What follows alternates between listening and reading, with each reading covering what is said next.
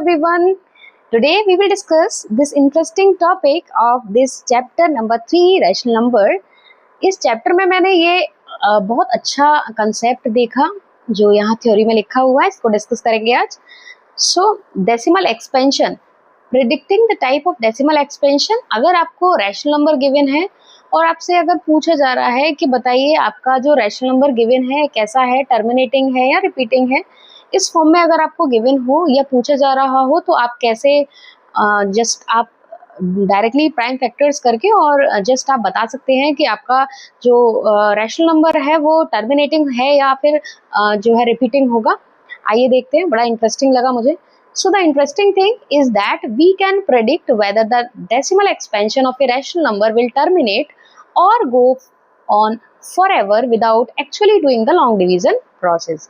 मतलब हमें long division process नहीं करना है, बस हमें क्या करना है, बस हमें predict करना है, देखना है, चेक करना है. तो इस अपनी दुविधा को हम कैसे सॉल्व करेंगे without doing the long division process. So for this we resort to find the prime factors. क्या करेंगे हम, अपने denominators के prime factors निकालेंगे. So let p by q is a rational number where q is not equal to 0.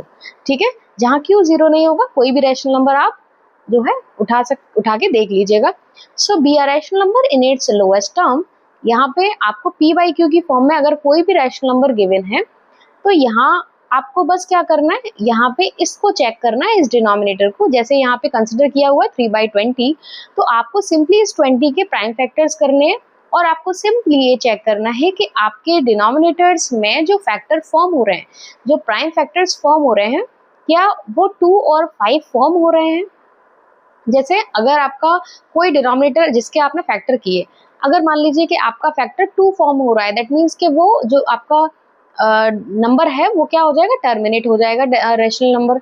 अगर आपका denominator का prime factor 5 आ रहा है तो भी आपका क्या हो जाएगा, टर्मिनेट हो जाएगा रैशनल नंबर. या फिर 2 और 5 दोनों बोथ आ रहे हैं तो भी क्या हो जाएगा, टर्मिनेट हो जाएगा.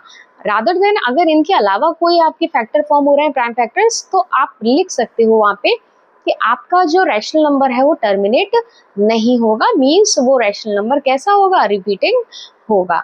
ठीक है, ऐसे ही यहाँ 3/20 के आपने प्राइम फैक्टराइजेशन किए तो आपने यहाँ पे टैली कर लिया कि इसको आपने चेंज किया, 2 × 2 × 5 करके इसके फैक्टर्स फॉर्म हो गए.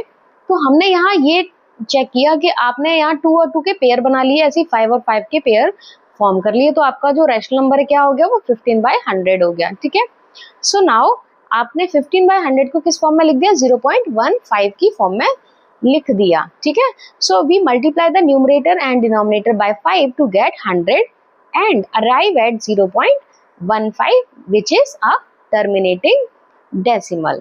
ठीक है, क्यों, ऐसा क्यों हुआ, because this is because in such case we make the denominator of the power 10 by multiplying both the numerator and denominator by a suitable number.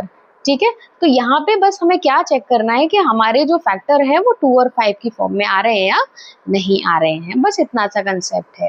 ये कंसेप्ट आपके एक्सरसाइज 3.5 में काम करेगा.